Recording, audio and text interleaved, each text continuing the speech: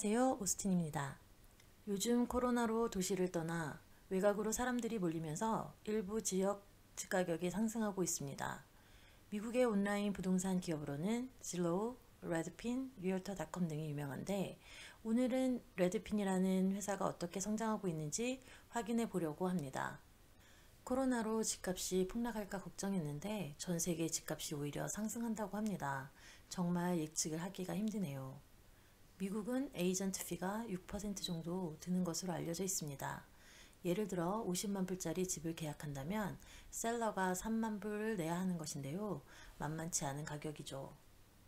처음에 미국에 왔을 때는 너무 비싸게 보였는데 살다 보니 당연하게 느껴지네요. 이를 바꿔보고자 2004년에 글렌 켈맨이 레드핀을 설립하고 2017년에 나스닥에 상장하게 되었습니다. 부동산 커미션은 보통 파는 사람이 매수, 매도자 편의 부동산 중개사에게 각각 3%씩 지불하게 되어 있는데 레드핀은 1에서 1.5%로 저렴하게 온라인으로 서비스를 제공하는 컨셉입니다. 하이라이트를 보면 2019년에 집을 23만 5천 채를 팔았고 115 빌리언에 달하는 금액이 거래되었습니다.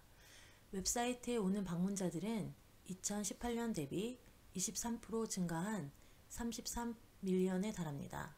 레드핀을 다시 이용하는 고객들도 타 업체 대비 59%에 달한다고 하네요. 팔린 집들은 평균 리스팅 가격보다 1,800불 높게 팔렸다고 하는데 이건 좀 레드핀의 장점으로 인한 걸로 보기 힘든 것 같습니다.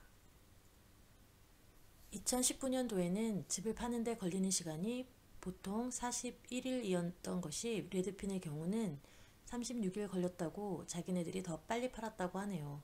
타사 대비 고용된 에이전트도 24% 정도가 이동 없이 레드핀 플랫폼에 남아있다고 합니다. 다음 프리젠테이션을 보겠습니다. 2019년에 부동산 커미션이 82빌리언에 달하고 8만 6천 명의 중개인들이 있었지만 커스터머와의 관계가 깨졌다고 하며 자신들이 커스터머 관점에서 도와주겠다는 컨셉을 강조하고 있습니다. 레드핀은 단순히 에이전트만을 연결하는 것이 아니라 마케팅을 해야 하기 때문에 빅데이터, 머신러닝으로 집을 추천하는 등 여러 가지 서비스를 제공하게 되어서 이 부분에 대한 지출도 많습니다. 잠시 후 얼마나 투자를 하고 있는지 알아보겠습니다. 여러 가지 장점이 레드핀에 있겠지만 무엇보다도 가격적 메리트가 크다고 볼 수 있습니다. 12개월 내에 레드핀으로 집을 팔고 사면 1%의 커미션만 내면 됩니다. 예를 들어 50만 불의 집을 팔 경우 11,800불을 절약할 수 있다고 하니 고객 입장에서는 아주 매력적이라고 할 수 있겠네요. 레드핀 자료를 보면 인더스트리 대비해서 레드핀은 더 빨리 팔고 더 많이 받게 해주었다고 합니다만 이 부분은 사람마다 입장이 다를 수 있습니다. 어떤 분들은 집을 매도할 경우 레드핀이 매도 가격에 대해 신경을 쓰지 않아서 집 가격을 시세보다 못 받는 경우도 있다고 하니 각별히 신경을 써야 한다고 하네요. 레드핀 입장에서는 한 집 한 집 신경을 써서 집 가격을 올려받는 것보다는 집을 한 채라도 빨리 파는 게 더 이익일 테니까요. 레드핀은 웹사이트 방문자 수가 부동산 관련 업계 1등이라는데 진로우와 비교해 보겠습니다. 스타티스타 자료를 보면 경쟁자로는 진로우, 리얼터.com, 트롤리아 등이 있는데 레드핀은 먼슬리 비지터 순위에서 5위인 것으로 확인이 됩니다. 이 사례와 같이 기업의 정보를 볼 때 그대로 믿기보다는 확인하는 것이 중요합니다. 다음으로 레드핀의 매출을 보면 엄청난 성장성을 보여주고 있습니다.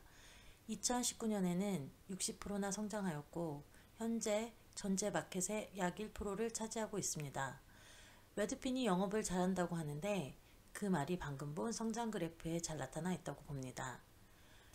레드핀 영업 방식을 보면 매수, 매도를 함께하면 수수료가 1%씩, 팔기만 하거나 혹은 사기만 할 때 수수료로 1.5%를 받고 레드핀 컨시어지는 수수료가 집값의 2.5%인데 그 이유는 집을 고쳐서 파는 서비스가 포함되어 있어서입니다. 7%의 서비스 피를 받고 레드핀 나우에서 집을 직접 사기도 합니다. 레드핀 나우는 고객이 온라인으로 신청을 하면 레드핀이 가격을 산정하고 인스펙션을 하고 클로징 데이트를 정하는 방식으로 거래를 한다고 하네요.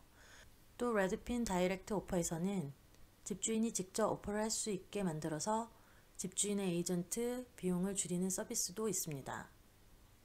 레드핀 다이렉트 액세스는 진로우처럼 직구경을 핸드폰으로 볼 수 있다고 합니다.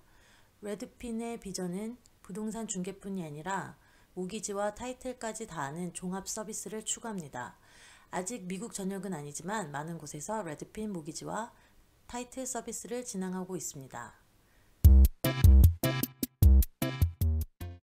다음으로 재무제표를 보겠습니다. 나스닥에 상장한 2017년부터 자료가 나와 있는데 3년간 2.1배의 성장을 했습니다. 영업이익은 적자를 기록했는데요. 적자폭은 3년간 5배로 늘었습니다.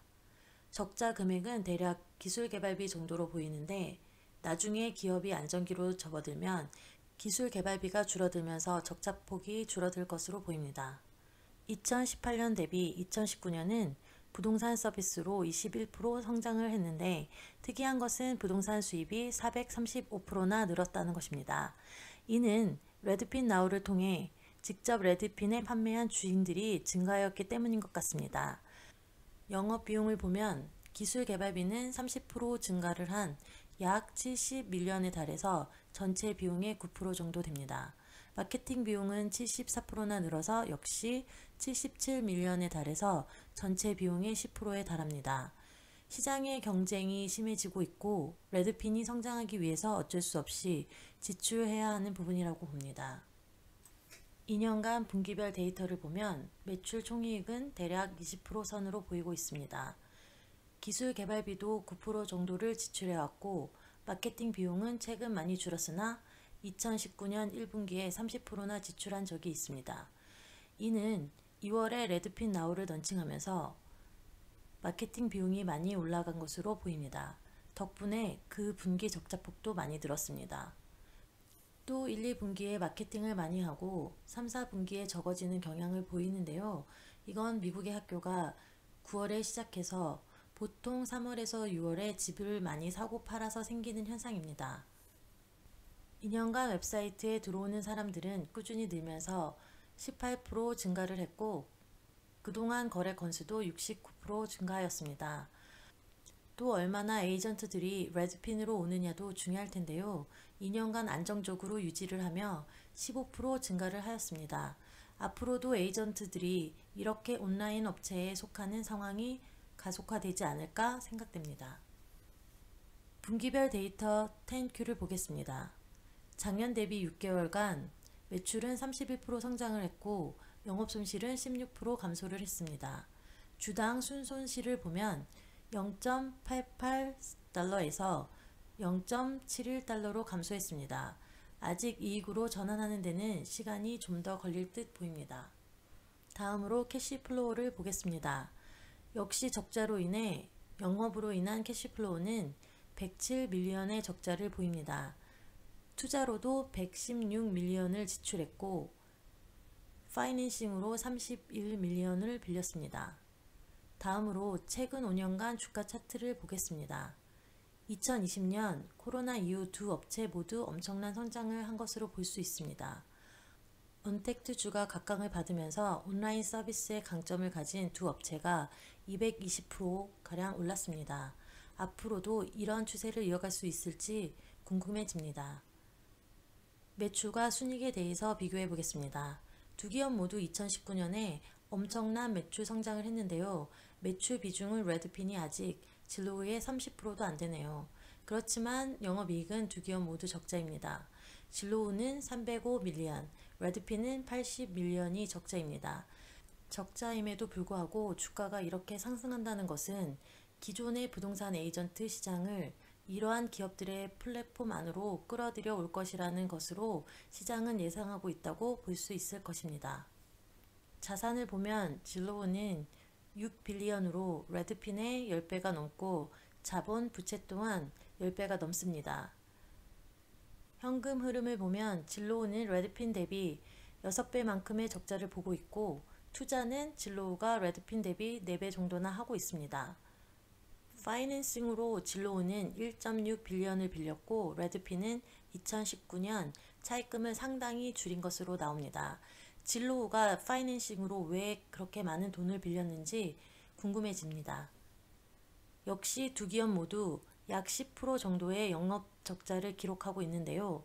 ROE의 의미가 약하긴 하지만 자본 대비 적자 비율이 레드핀의 경우 24% 마이너스로 그리 좋아 보이지는 않습니다. 다만 유동 비율은 두 기업은 높은 편이며 레드핀이 5.3배로 더 좋아 보입니다. 마지막으로 투자 포인트를 알아보겠습니다. 총 점수는 3.5를 주었습니다.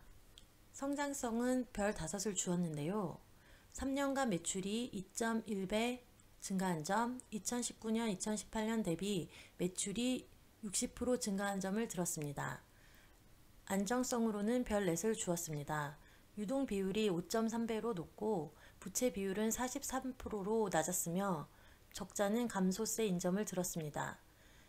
리스크는 별 3수로 경쟁 심화와 3년간 영업 적자가 5배 증가한 점을 들었습니다.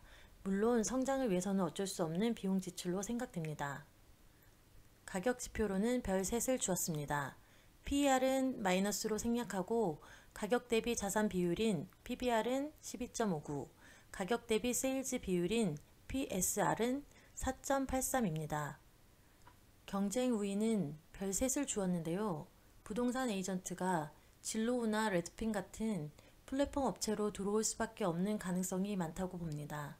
다만 특정 업체가 특별한 서비스를 제공하기는 힘들고 부동산 업체의 특성상 다들 비슷한 서비스를 하게 될 것 같습니다. 이상으로 부동산 중개업으로 진로우와 힘겹게 싸우고 있는 레드핀에 대해서 알아보았습니다. 감사합니다. 오스틴 주식이었습니다.